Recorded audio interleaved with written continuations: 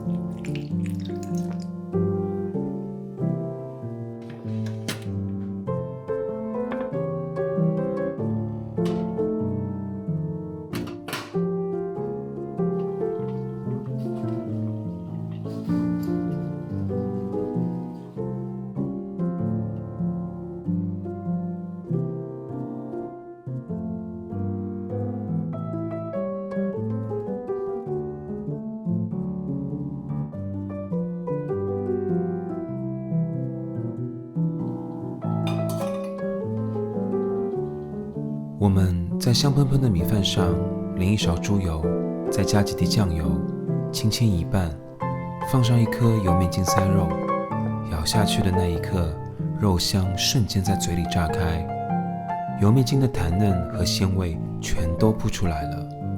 紧接着再来一颗，真的超爽的，有没有？今天的视频就到这里啦，大家好，我是郑，我们下期再见。